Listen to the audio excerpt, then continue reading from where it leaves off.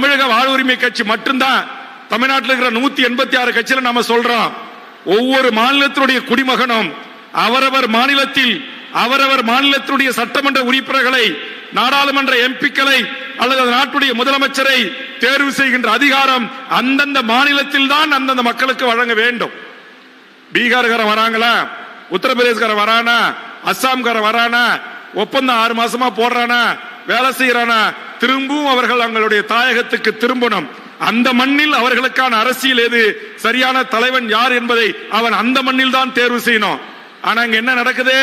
இன்னைக்கு 2011 35 லட்சம் பேர் வட மாநிலத்துக்காரன் தமிழ்நாட்டில் ஓட்டு போட்டிருக்கான்.